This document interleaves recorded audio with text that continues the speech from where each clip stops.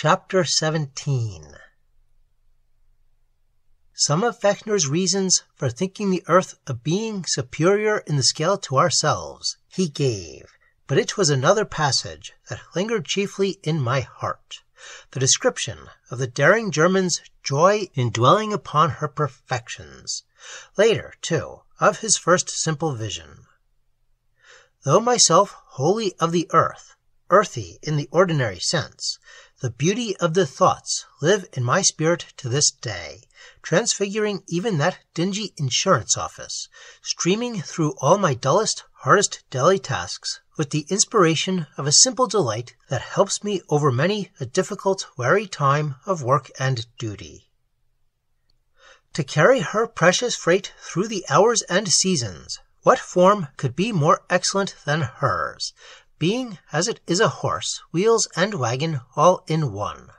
Think of her beauty, a shining ball, sky blue and sunlit over one half, the other bathed in starry night, reflecting the heavens from all her waters, myriads of lights and shadows in the folds of her mountains and windings of her valleys. She would be a spectacle of rainbow glory, could one only see her from afar, as we see parts of her from her own mountain tops.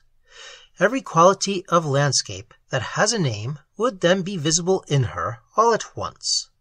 All that is delicate or graceful, all that is quiet or wild or romantic or desolate or cheerful or luxuriant or fresh.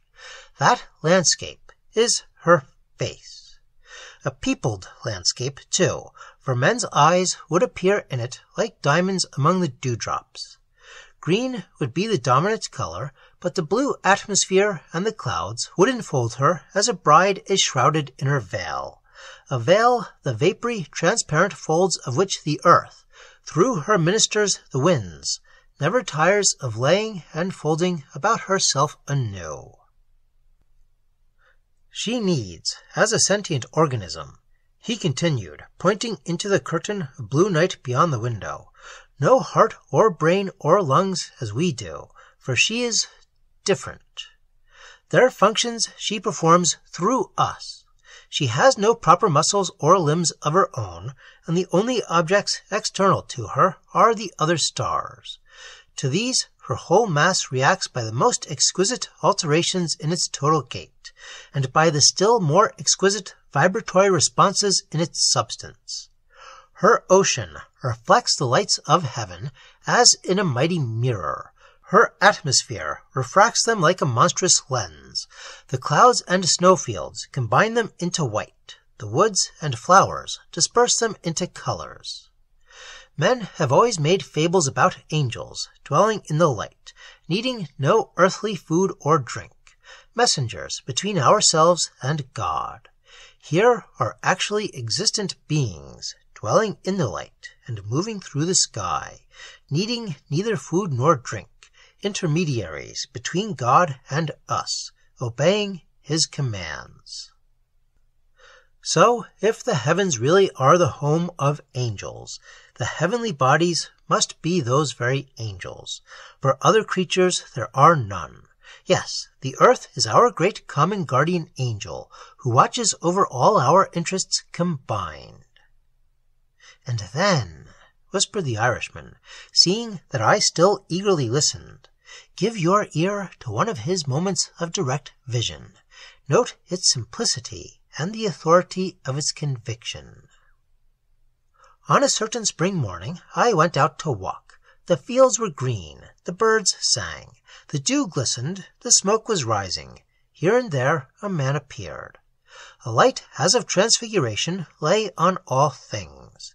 It was only a little bit of the earth. It was only a moment of her existence, and yet as my look embraced her more and more, it seemed to me not only so beautiful an idea, but so true and clear a fact, that she is an angel so rich and fresh and flower-like, and yet going her round in the skies so firmly and so at one with herself, turning her whole living face to heaven, and carrying me along with her into that heaven, that I asked myself how the opinions of men could ever have so spun themselves away from life as to deem the earth only a dry clod, and to seek for angels above it or about it in the emptiness of the sky, only to find them nowhere.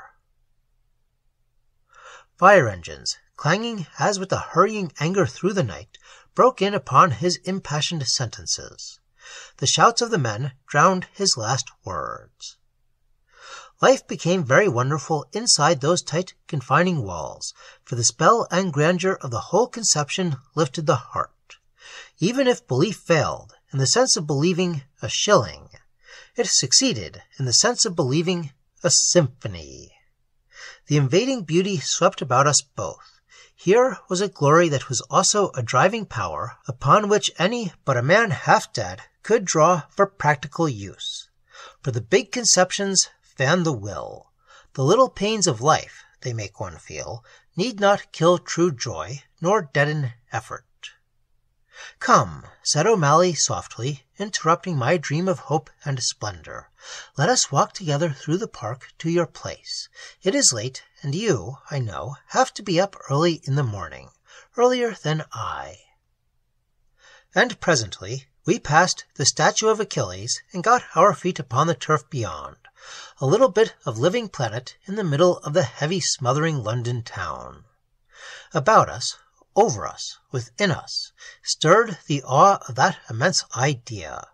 Upon that bit of living, growing turf we passed toward the Marble Arch, treading, as it were, the skin of a huge body, the physical expression of a grand angelic being, alive, sentient, conscious.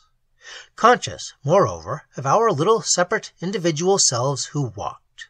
A being who cared, who felt us, who knew, understood, and loved us as a mother her own offspring, to whom men could pray as they pray to their saints. The conception, even thus dimly and confusedly adumbrated, brought a new sense of life, terrific and eternal. All living things upon the earth's surface were emanations of her mighty central soul. All, from the gods and fairies of olden time who knew it, to the men and women of today who have forgotten it. The gods! Were these then projections of her personality, aspects and facets of her divided self, emanations now withdrawn? Latent in her, did they still exist as moods or powers, true, alive, everlasting, but unmanifest, still knowable to simple men and to children of nature? Was this the giant truth that Stahl had built on Fechner? Everything about us seemed to draw together into an immense and towering configuration that included trees and air and the sweep of open park. The looming and overwhelming beauty of one of these very gods survived. Pan, the eternal and the splendid. A mood of the earth life, a projection clothed with the light of stars, the cloudy air, the passion of the night, the thrill of an august, extended mood. And the others who were not so very far behind, those other little parcels of earth's consciousness, the Greeks and early races, the simple, primitive, childlike peoples of the dawn, divined the existence of, and labeled gods, and worshipped, so as to draw their powers into themselves by ecstasy and vision. Could then worship now still recall them? Was the attitude of even one true worshipper's heart the force necessary to touch that particular aspect of the mighty total consciousness of earth, and call forth those ancient forms of beauty? Could it be that this idea, the idea of the gods, was thus forever true and vital, and might they be known and felt in the heart, if not actually in some suggested form? I only know that as we walked home past the doors of that dingy Paddington house, where Terence O'Malley kept his dusty books and papers, and so to my own quarters, these things he talked about dropped into my mind with a bewildering splendor to stay forever. His words I have forgotten, or how he made such speculations worth listening to at all. Yet I hear them singing in my blood as though of yesterday. And often, when that conflict comes twixt duty and desire that makes life sometimes so vain and bitter, the memory comes to lift with strength far greater than my own. The earth can heal and bless.